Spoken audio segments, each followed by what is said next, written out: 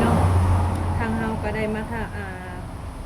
ถ่ายทำทางผู้สาวโสดเป็นครั้งแรกเนาะโดย เราไปทักทายดูกันด้วยสบายดีเด้อ สบายดี โดยสบายดีเนาะ โดยเมื่อนี้ก็ถือว่ามาพบมาพอกันเป็นครั้งแรกเนาะทางทีมงานเฮาจะขออนุญาตถามซื้อมีซื้อว่าแนวใดเอ่ย ซื้อเนาะซื้อตุ๊ก เลยตุ๊ก แมน อายุจักปี 48 อู้ ป้าฮอดแล้วบ่ ฮอดแล้วว่า48ค่ะ เกิด83นี่นะ อู้เพราะว่าความหมายน่ะคือแบบหน้าตาเพิ่นหั้นนะ เกิดเพิ่นก็183บ่ฮู้ว่าเท่าไหร่นะ โอ้แต่ว่าหน้า ป ตา ระมา เพิ่ ณ น 40กว่านี่แหละ แม่นอยู่แต่ว่าหน้าตาเพิ่นนี่คือสิบ่ซ้ำนั่นบ่คิดว่าวัน30ปลายนะ ประมาณ3หาบ่ ประมาณ35หรือ36เนาะประมาณนี้หั่นน่ะโอ้ 40ปลายเนี่ยเพิ่นว่า40ยังแจ๋วยังงามเนาะเสมอ พวกคอยตกแกบ่เป็นตกแกเลยตกแกที่ว่าเอาอยู่แล้วคนพุ่นเชยแต่ว่าหน้าตาเนี่ยโอ้แบบนั่นแหละแห้งอะนะ โดยอายุ40ปลายเคยมีครอบครัวบ่เอ่ย เคยมีครอบครัว อืม โดยมีลูกมีหยังนํกันบ่ มี2คน โอ้ลูก2คนเนาะปัจจุบันนี้ลูกก็อยู่น้ำเอื้อยบ่ แม่นอยู่เบิด เออลูกใหญ่เบิ่นแล้วเลย 2 23ปี โอ้เป็นหนุ่ม จังพ่อเลยเนาะ ป้าโดยถือว่าผู้หญิงผู้ชาย ผู้หญิงเบิด2 โอ้ ลูกสาวเบ่ทั้งสอง สาวหลานจะปีเฉย ลูกสลาบ่7ปีกว่าห่างกันหั่นนะ โอ้ห่างกันเพลงอยู่แต่แต่ว่าลูกสาวแต่ขนาดลูกสาวโกก็ยัง23ปีแล้ว แม่น โอ้รู้สึ สุ ก ดน้อย7ปี โอ้ โดยเป็นโสดมากก็ล้นแล้วเลย 7ปีพอดี 7 ปีผู้ สาม ดี อายุผู้น้อยเลย โอ้ เออ เลิกกันตอนที่ว่าลูกเกิดมาเนาะ แม่น โอ้เลิกกันก็ถือว่าโดนพอสมควรอยู่หลังจากที่ว่าเลิกลากันเคยสร้างครอบครัวใหม่บ่ บ่ บ่เคยเลย ก็คืออยู่เป็นโสดแบบนี้เลย แม่น โอ้ในกรณีที่ว่าเลิกลากันนี่ทางพ่อของลูกเพิ่นก็บ่ได้ทรงยืนบ่ กระซอยกันเพิ่นทั้งสองนะ อ๋อซอยกันคือเก่า แม่น แต่ว่าตอนนี้ก็ซอยบ่อย แม่นซอยอยู่ในฐานะพ่อลูกนะ โอ้ ซอยเบิ่งน้ำกันนะ อ๋อก็ถือว่าเพิ่นก็ยังดีเนาะแบบว่าซอย มีความรับผิดชอบ โดยแต่ว่าเพิ่นน่ะสร้างครอบครัวใหม่แล้วบ่ ยัง เพิ่นก็ยังบ่ได้สร้างครอบครัวซ้ำ แม่น แต่ว่าเบิ่งลูกซอยกันมีปัญหาหยังก็ซอยกัน แม่นมีแต่ส่วนหลายคือเรื่องลูกนะ อ๋อเรื่องลูกเป็นหลักเลย แม่น ก็ถือว่าโชคดีของลูกเพิ่นว่าลูกเอ้ยเนาะแต่ว่าทั้งเอ้ยก็เลยบ่ได้ล้มไผ บ่ บ่ได้สิเอาไผอยากรู้เอ้ยอยากขออนุญาตเนาะในการเลิกลากันนี่มีสาเหตุหยังไงอะ ส่วนหลายสิเป็นเรื่องแบบเรื่องบ่เข้าใจกันคนหนึงมักกินเหล้ากินเบียร์อีกคนหนึงเพิ่นบ่มักไปนะคือข่อยเพิ่นบ่มักกินเหล้ากินเบียร์คือผัวเพิ่นมักกินนะก็เลยอยู่นำกันบ่ได้นะ เหตุผลในกรณีที่ว่าไปกันบ่ได้ก็คือรวมเรื่องความบ่เข้าใจกัน แม่น คนหนึ่งมือมักอีกอย่าง อีกคนหนึ่งมักอีกอย่าง มันก็ไปกันบ่ได้เลยเนาะ แม่น ก็คือตัดสินใจแยกทางกัน โอ้โดยแต่ว่าลูกสาวโกของเอื้อยนี่เพิ่นไปเฮ็ดเวียกอยู่ไส เพิ่นก็อยู่นำแม่นั่นแหละอยู่เพื่อนกับแม่ อ๋ออยู่เพื่อนนำกัน แม่น โอ้เพิ่นเฮียนบ่เอ้ย เพิ่นจบแล้ว เพิ่นจบแล้ว แม่นจบแล้วยังบ่ได้เฮ็ดหยังนะ อืมก็คือว่าลูกสาวโกเพิ่นก็ใหญ่แล้ว แต่ว่าปัจจุบันนี่เอ้ยเฮ็ดเวียกเฮ็ดงานจังซั่น คายหลอกคายเลขคายหลอกคายน้ำไปให้แล้วคายเลขคายน้ำแข็งสอน้ำแข็งใสไปให้แล้ว โอ้ พอได้เลี้ยงลูกมาแล้ว โดแต่ว่าคือทางแบบเว้าภาษาอันนั้นเพิ่นก็เป็นขายหวยเนาะ แม่น ขายเลขแต่ละอาทิตย์นี่ แต่ละเดือนนี่ การใช้จ่ายหลายบ่เอ่ย ประมาณล้านเองเนี่ย อืม ประมาณล้าน แต่ว่า แต่ละเดือนนะ โดยแต่ว่าคือแบบเลขอีหยังเอ่ยนี่ก็ขายดีอยู่บ่นี่ ก็ขายดีอยู่ขายแล้วก็ส่งให้แม่อื่นนะบ่ได้ขายเอาตัวเองนะขายให้ส่งแม่อื่น ขายกินเปอร์เซ็นต์เนาะ แม่น โอ้ก็คือว่าขายมานี่หลายปีแล้วบ่นี่เอ่ย บอกกำลังเริ่มขายปีนี้แหละ อ๋อก ำลังเริ่มเฮ็ดปีนี้แหละยังคือกันนะ โดยลองเบิ่งเนาะ แม่น เฮาบ่เคยเฮ็ดบางเทื่อเฮาเฮ็ดแล้วมันโอเคแม่นบ่แหละกับการที่เฮาขายเลขก็คือว่าอีกอย่างหนึงเนาะมันเป็นอาชีพที่แบบว่าเฮาบ่ได้ลงทุนหยังหลาย แม่น แต่ว่าเฮาต้องเอาความที่แบบว่ามั่นใจ ความรับผิดชอบ ก็ความผิดชอบสูงแม่นก็เลยลองเฮ็ดเบิ่งก็คือว่าผลตอบรับ ก็คือว่าดีแม่นบ่ โดยแม่น ก็โอเคอยู่เนาะอืมในกรณีที่ว่าทางจากเอื้อยนี่เลิกลากับสามีโดนแล้วเนาะทางเอื้อยอยากได้สามีอีกเทื่อหนึงถ้าเอื้อยออกมาเปิดใจครั้งนี้หั้นนะเอื้อยได้จำกัดอยู่บ่ต้องเอาผู้บ่าวอายุส่ำใด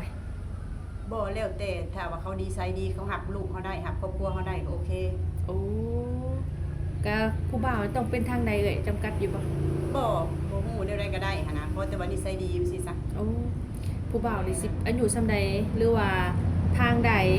แต่ว่าขอเน้นนิสัยเนาะ แม่น ขอนิสัยดี หักครอบครัวเฮาหันนะลูกมันหันนะมันสิก็พอ โดยผัวทางเพิ่นเขาแบบเพิ่นก็ฮู้เลยเนาะว่าเฮามีลูกเพิ่นบอก แม่น เฮามีภาระแม่นบ่แลเขามาต้องหับแบบนี้ได้ แม่น แม่นบ่เนาะสิอายุส่ำใดก็แต่บางเทื่อเขาคัดไปแล้วว่าเอาอายุส่ำนี้บางเทื่อคนแบบอายุ50เนาะส่วนหลาย FC ของซาเมอหรือว่าซาลาน้อยนี่ก็สิประมาณ50นี่แหละเอ้ยก็สามารถอบรมได้บ่ ได้ ในวันนี้คือหมดว่าคือทางฝ่ายชายเพิ่นเห็นเอื้อยเนาะและเพิ่นอยากให้เอื้อยนี่ไปนำเพิ่นนี่ได้อยู่บ่ซะ อันนี้ก็บ่ฮู้ก็แล้วแต่แล้วก็บ่เคยไปจักเทื่อหันนะ แต่ว่าในกรณีที่ว่าไปมันก็ต้องศึกษาดูใจกันก่อนเลยเนาะต้องคุยกันก่อนเนาะอย่างหน่อยในการที่ว่าลมกันนี่ใช้เวลาโดนบ่ซะเอ้ยคิดว่าสิเปิดใจรับเป็นแฟนนี่นะ ก็บ่ฮู้คือกันถ้าเบิ่งมันเป็นเนื้อคู่กันมันหักสีอันนั้นกันเองดอกถ้ามันบ่แม่นก็คือมันบ่แม่นนะ เนาะ แม่น ถ้าว่าเป็นเนื้อคู่เฮาก็จำกัดบ่ได้ว่าต้องสิลงกัน แม่ จั น งเดื เฮา อน เบิดเพราะแต่ว่านิสัยนี่นิสัยแล้วก็หักครอบครัวเฮาได้นะแบบลูกมันเฮ็ดเวียกเฮ็ดงานเพราะว่าทางครอบครัวเฮาบ่มีผู้ชายจังซี่ซะ โอ้ บ่มักคนก็ร่อนเป็นป้อนตอแลหันนะบ่มัก บางเทื่อเขามาเฮาบัดสิมาลิ้นอยากลิ้นอยากกินนี่ก็บ่เอาเนาะ ต้องแบบว่าเขาจะเข้ามาหาข่อยก็ต้องพาข่อยเฮ็ดพาข่อยสร้างพาข่อยหาแบบซี่เนาะ เบิ่งลูกเขาได้นะ โอ้ หักลูกเขาได้ โดยถ้าในกรณีถ้าทางทางฝ่ายทรายเพิ่นอยากมาสร้างถ้ามาค้าขายอยู่บ้านเอื้อยแบบนี้นะเอื้อยก็มักบ่มักอยากขายหยังอะ ก็มักค้าขายนะนะ ก็ค้าขายเลยเนาะ แม่น แต่ว่าตอนนี้ห้านของเอื้อยหรือว่าเรือนของเอื้อยนี่ติดกับทางบ่เอ้ย ทางเขาวัดใช้สะอาดแล้วก็มีห้านขายเครื่องของน้องสาวเด้มีห้านเดียวหั่นแหละก็อยู่กับน้องหั่นน่ะขายเครื่องสะเทา โอ้ ขาย เดี๋ยว เล็กขายยังอยู่หน้าบ้านส่วนนั้น อ๋อก็คือว่าถ้าเฮามีทุนมีโฮดเฮาก็สามารถมาวางขายหรือว่าขายแล้วหันก็ได้อยู่เนาะ ได้ โอ้โดยแต่ทางเอื้อยนี่เคยไปไทยอยู่บ่นี่ ไปมาไปซื้อเครื่องอยู่หมุกไปแล้วก็กลับมา อ๋อ เอารถไปเองแล้วก็ไปมานะ โดยก็คือว่าเลือกไปฝั่งไทยเนี่ยคือไปตลอดอยู่เลย ไป เนาะ หมุกแม่น แต่ว่าไปหมู่ ไป อ๋ แม่ อน ไปเกือบจะครูอาทิตย์เดี๋ยวมื้ออื่นก็ไปหาลูกสาวอีกหั้นนะไปเลยๆไปหมุกแล้วไปกลับบ่เคยไปเฮ็ดงานหั้นนะ อ๋อก็ อ คื ยู่ อ แต่ ว่า บ้านอยู่กับลูก ว่าง่ายเนาะฟองว่าแต่ฟังคุณก็ถือว่าโอเคเนาะเอามาค้าขาย ขายแต่มันดีหั้นนะมันสิซะ หรือว่าฮับ ของใส่ ผิว ของจ่ายนะ ฮับผิวเครื่อง ก็ฮับคือกัน โอเคทางเอื้อยเพิ่นนี่ก็คือเฮ็ดหลายอย่างประวัติเป็นสิขายเลข อันนี้แหละปัญหาที่ว่าเพิ่นโสดมาโดน โด กลัวย เพิ่นหาเงินเลี้ยงตัวเองได้เด้แม่นบ่แหละบางเพิ่นบางคนแบบว่าสิเข้ามาหาแล้วบ่กล้าจีบแม่นบ่แหละฮู้อยู่ว่าโสดนี่บ่กล้าเข้ามาจีบเพราะว่าทางเอื้อยเพิ่นนี่เป็นแม่เลี้ยงเดียวกับแม่นแต่ว่าเก่งเด้ แม่น สามารถเบิ่งตัวเองได้แม่นบ่แลเพิ่นนี่บ่คิดแต่ว่ามันมีแบบบางเทื่อว่าเฮาเก่งอยู่แต่มันก็คิดแบบโอ้ยอยากมีคน มีคือกัน อยากมีคือกัน เฮาอะนะ แม่นคอยปรึกษาบ่คอยถามกันเนาะ แม่ ว่าเฮ็ดหยังแบบนี้เนาะก็คือว่าอยากได้ อยาก เลย เห็น เนาะ ว่าอายุหลายกว่าเฮาอะนะ โอเคประมาณ50ปลายเนาะโอเคเนาะ 60ก็ได้อะนะ เนาะ60ปลายนี่ก็ถือว่าโอเคว่าถ้าเอื้อเพิ่นนี่ก็ อยาก 40ปลาย ได้ แล้ว น้อยอะนะ อืมยันว่าจะมาหมักครูบารุ่นน้อยนี่ก็ซึ่งก็ส่วนหัวใจ บ่เคยอะนะ เอ้ยอย่าบ่ลองมือเอาบางเถื่ออะในกรณีบางเถื่อผู้บ่าวนี่อายุประมาณ30ปลายนี่บางคนนี่ก็โอ้นิสัยเป็นผู้ใหญ่แบบนี้ค่ะนะ เป็นผู้ใหญ่สุดท้ายมากก็คือเก่าอะนะมันบ่มีดอกสิว่าส่วนอันนั้นก็ส่วนหลายก็แล้วแต่บุญวาสนาเขาบุญวาสนาเฮาก็พอสำนี้ก็เลยบ่อยากเป็นห่างเป็นหมายหลายเถื่อนะว่าซี่ซะอยากให้เป็นเดียวเลยจบเลย โดยบางเถื่อในกรณีที่เขาหักเฮาแม่นบ่เขาถ้าต้องเอาใจเขาได้แม่นบ่เขาน้อยกว่าเฮาแม่นบ่แหละคนที่ถูกใจ อัน คือ นี้ เฮา เฮาเมื่อยอะนะเฮาเมื่อยเอาใจลูกสิมาเมื่อยเอาใจผู้เบาเด็กน้อยมันเป็นไปบ่ได้อะนะ แม่นหาเงินเลยจังบ่พอแม่นบ่แหละสิมาเมื่อยน้ำใจเอาหัวหน่อยอีกโอ้ย สิเป็นผู้ชายสิเป็นทอมไปเลย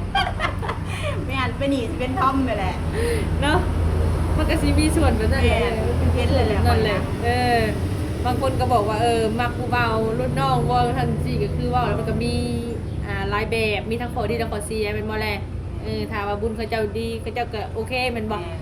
ถ้าว่าเฮาบ่ดีก็โอ้ยก็ลำบากเจ้าของแม่นบ่แล โดย ถ้าว่าเป็นไปได้ก็คือบ่อยเนาะเอาอายุประมาณ50ไปขึ้นไปซะเนาะ แม่น หนึ่งมาเขาเป็นผู้ใหญ่สองมาเคยผ่านการแต่งงานคือกัน เน้น50ปลายซะโอเคแหละ เน้น50 40ปลาย50ปลายไปบ่อื่นกันหลาย เนาะไอ้ว่าสิได้แบบว่าอายุหลายก็สิได้แบบผ่านการแบบว่าผ่านฮอดผ่านน้ำมาก่อน แม่น เพิ่นก็สิได้หักแพงเฮาแน่แบบสิเนาะในกรณีถ้าภายซ้ายเพิ่นเคยแบบมีลูกมีเต้าเคยแต่งงานได้ซะเอ่ยรับได้บ่ ได้เขาก็หักเขาได้เขาหักเขาได้ โอ้ก็ได้คือกันเนาะถ้าเพิ่นยังมาลิ้นมาเที่ยวก็มาได้บ่นี่ มาโลดแล้วเฮาบ่ได้มีไผเขาอยู่กับลูกเฮา โอ้ เขาบ่อยู่เรือนกับลูกเฮา โดยแต่ว่ามาก็ต้องบอกล่วงหน้าเนาะ แม่น บอกล่วงหน้าก่อนว่าสิมาหาเด้อ แม่น สิมาลิ้นมาเที่ยวนำเนาะก็คือว่าโอเคอยู่เนาะเนาะอืม ก็คือว่าทางเพิ่นได้เปิดใจลองเสร็จถ้าในผู้ชายนะเพิ่นเห็นในคลิปนี้นะในเพิ่นแบบเจ้าเปิดใจแท้บ่อยากได้สามีแท้บ่แบบซี่นะก็คือว่าเปิดใจนี่ถ้าว่าพอคนที่ว่าใส่นี่คือพรหมสละโสดแม่นบ่ แม่น พรหมศรีสละโสดและสละน้อยทางเพิ่นกับพรหมศรีสละโสดเลย แต่ว่าเน้น50ขึ้นไปเด้อแบบว่าอันนะขึ้นเป็นผู้ใหญ่นะ อายุ50ขึ้นมาเนาะเอ้ย แม่นแล้วก็บางทีก็ซ้ำกันกับเพื่อนก็ได้40กว่าขึ้นไปจังซี่ โดยคือแบบคือจะขออนุญาตถามเนาะเอ้ยมักผู้ชายแบบใดจ้ะ มักผู้ชายแบบใดบ่สิเน้นส่วนหลายแบบหักครอบครัวได้เน้นเรื่องนี้แล้วก็ซอยเรียกครอบครัวทางเพราะว่าบ่มีผู้ชายนะมีแต่ผู้หญิง6-7คนนี่นะครอบครัวนะ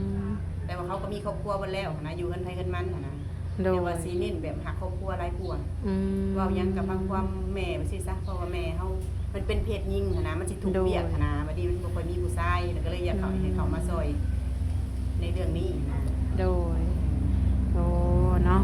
ก็คือเน้นจะแบบนี้เนาะ แม่ แปลว่าผู้ชายที่แบบกินเหล้ากินเบียร์สูบยาได้ซะเอ้ย อันนี้ก็บ่อยากปานใดว่าเพิ่นซะถูกก็ถ้าว่าเขาดีก็โอเคเขาก็กินในบางเวลาเขาให้กินได้ โดย ก็ได้บ่เป็นหยัง อืม เรียกเป็นงานก็ให้กินบ่แม่นว่าสิห้ามแบบว่าอันนั้นน่ะบ่ โดย จะมีแบบมีงานข่อยก็ให้เจ้ากินแบบสินะ ก็ถือว่ากินได้อยู่เนาะ กินได้ก็บ่ได้ว่าสิเห็นบังคับดอกนะแต่เขาก็เบิ่งสถานการณ์ว่าแบบใดนะ โดย โดย และคนที่สิเข้ามาหาเอื้อยนี่นะเอื้อยต้องจำกัดบ่แบบต้องเอาฐานะดีรวยเอียงแบบนี้หานะเอื้อย ฐานะมันก็สำคัญอยู่นะเรื่องฐานะนี่เขาอยากให้แบบซอยเบิ่งลูกเขานำนะเบิ่งเขานำนะเป็นผู้นำนะแบบนี้ก็เน้นอยู่ โดย นี่ก็มีแน่น้อยนึงสิมีกว่าเฮาซะแบบสิซะเอาสิซะ อืม ก็สิดูแลเฮาได้แบบสินะบ่ติดอกว่าอายุเท่าใดเขาแต่ว่าดูแลเฮาได้แล้วก็พอดูแลลูกเฮาได้นะเส้นลายสิเน้นเรื่องลูก เอาลูกมาก่อนเนาะ เลี้ยงลูกคนเดียวนะแบบ อืม นี้นะ โดยเลี้ยงดูกคนเดียวก็มาหล่นเติบเนาะเว้ยเนาะ แม่7 ปีบ่เคยเอาไผแล้วก็วนวายนำไผอีก ว้า เป็นผู้ชายแล้วสิเป็นพ่อแม่ แบบคือเอื้อย สิล้มไปเลยแล้วบ่อยากล้มอีกได้แบบมันเป็นแบบบ่อยากล้มหั่นนะหรือว่าเขาขอคนร้ายบ่แล้วก็เลยบ่อยากล้มหั่นนะแบบพอคนไปหันไปหนีไปหันไปหนีหั่นนะแล้วก็เลยบ่เป็นคนที่แบบบ่อยากล้มบ่อยากวนหั่นนะ อืมแต่ว่ามีผู้อันเขามาจีบเขามาร่มนำอยู่บ่เอ่ย บ่มีใครเลย โอ้ดูว่าเอ้ยแบบหาเงินเก่งเพราะเพิ่นเลยบ่กล้าเข้ามาเนาะ แบบเขาเห็นเขาเป็นแบบว่าเขาบ่เคยสนใจส่วนหลายเขาเพิ่นมักหาเงินแบบส่วนหลายกับมีแต่ไปกับลูกส่วนหลายแต่แค่ลูกหลายกว่า อืม มันบ่ค่อยแบบเขาได้ไปแบบสุสิสถานเอาเพิ่นส่วนหลายเพิ่นบ่ โดย มักไปม่วนสนุกสนานเฮฮาอยู่บ่เอ่ย ก็เป็นบางเวลาก็ไปอยู่เหมือนว่าบ่ปฏิเสธก็ได้ไปอยู่นะ เออไปอยู่เนาะ แม่น โดย เป็นบางครั้งบางคราวเคยว่าแหละเนาะชีวิตคนโสดเนาะ อ่า โดย ถือว่าหน้าตาของเพิ่นนี่จำกัดบ่ บ่ บ่จำกัดเนาะโอ้หน้าตาแบบใดก็ได้ แม่น ขอแค่นิสัยดีดูแลได้ ดูแลเขาดูแลครอบครัวเฮาได้จบโลด อืมถ้าว่ามีสามีเนี่ยแบบ เอื้อยต้องให้เพิ่นมาอยู่นำบ่ อยากอยู่ก็อยู่เฮือนก็อยู่กับลูกก็2คน โอ้ ถ้าว่ามีความสามารถมาอยู่นำเพิ่นได้ก็อยู่หั่นนะ โดย อ่า ถ้าว่าดีพ่อถ้าว่านักแน่นพ่อน้ำกล้ามาอยู่ก็มาอยู่ถ้าว่าบ่ดีพ่อบ่นักแน่นพ่อน่ะก็บ่มาก็ได้เพราะเอ้ยเป็นคนใจโหดนะบอกไว้ก่อนเอ้ยเป็นคนโหดนะแต่ว่าเฮ็ดดีแล้วก็ดีนะแบบบ่ดีก็คือแบบบ่ดีเลย โอ้ เป็นคนตรงๆนะ บอมครอบ แม่ โดยถ้าว่าเพิ่นมาบ่ได้เลยเสือไปอยู่นำได้บ่ ขับไปมาๆน่ะได้อยู่ เที่ยวไปเที่ยวมาเนาะ แม่ก็อยากลูกเฮาก็เวียกงานเฮาเด้ อืมโดยป้าเนาะบ่น่าเชื่อผู้จบผู้งามปานนี้โสดบ่สนใจภัยอีก แบบว่าบ่รู้สึกว่าเหงาในบ่เสือเอ่ย มันมีลูกได้ลูกผู้น้อยนะผู้ดื้อมันดื้อมันสิมักดื้อมีชุนานะมันสิดื้อแบบว่าเป็นคล้ายๆว่าเป็นคนที่แก้เงาให้เฮาหั่นน่ะ โอ้ สิซะ โดยก็เลยบ่ได้รู้สึกว่าเหงา แม่น โอ้ แบบลูกสาวผู้ใหญ่มื้อที่เขาก็ชวนกินหันกินหมี่กินหยังไปว่าสิก็เซาไปว่าสินะบ่ได้กิน โดยถ้าว่ามีครอบครัวใหม่นี่ทั้งลูกโอเคบ่ ก็คือสิโอเคเขาเคยให้เฮาเอาอยู่เฮาบุญเฮามีผู้มัก อืม เขาบ่ได้ให้เฮาหั่นน่ะ โด เขาบ่ ย ไตีดอก ยันว่าเพิ่นยังหามห่วงหึงห่วงแม่ บ่ เอา แล้วแต่นะแล้วแต่แม่ โดยเดี๋ยวเลยทั้งแม่เนาะอืมโดยแล้วทางติดต่อเอ้ยมีหยังแหน่จ้ะนี่ มีแต่ติดต่อมาทางซุมเจ้าแล้วข่อยบ่มีหยังก็มาหาเอ้ยก็ได้นะ โอ้ทางติดต่อเป็นเฟซเป็นไลน์เอ้ยดินบ่ เฟซน่ะมีอยู่เป็นเฟซเป็นหยังนะ ไลน์บ่มี ไลน์ไปได้แบบบนแอปบอกไปได้ คล้าย ผมจังบ่เคยเห็นมีแต่แบบส่งเลขมีอยู่แบบเป็นส่งเลขให้เขาแล้วแบบนี้ ๆแอปบ่เอ้ย แอปบอกอย่างนี้ถ้าได้มีแต่เป็นแบบนี้นะ แอปเนาะ อืม โอ้มีเฟซกับแอปเนาะ แม่ แต่ว่าไลน์ยังบ่ทันมีเนาะ บอก โดยกระทั่งเฮาก็สิเอาเฟซหรือแอปเมื่อแจกให้ทางนมๆเพิ่นหั่นแหละเนาะถ้าว่ามีผู้สนใจเฮาก็สิได้ทักมาบอกเอื้อยว่าฮักคนนั้นคนนี้ เคยลบออกเด้ โอ้เคยมี เคยมี ลบออก แม่นก็ยังบ่ได้ตั้งนะ อ๋อ มันมีเบอร์โทรมันก็ขึ้นเพราะว่าเคยลบออก อืมโดยอ่ะมื้อนี้ก็ถือว่าบ่มีหยังหลายเลยเนาะมาโอมารวมกันครั้งแรกเนาะโดยให้สมฮักสมหวังเลยเด้อพบพ่อคนดีๆเนาะ เจ้าก็คือกันบ่เคยครั้งแรก โดยเป็นอะไรครั้งแรกในชีวิตตื่นเต้นอยู่บ่ เฮานะ โดย แบบเก่งๆนะบ่เคยเก่งคนอื่นจะมาเก่งแบบจะเป็นอะไรนะ โดยเป็นเรื่องปกติเนาะ อ่า ครั้งแรกโดยอาจังใดก็ไว้พบพ่อกันในคลิปหน้าเนาะ โอเค โดยอาสบายดีเด้อ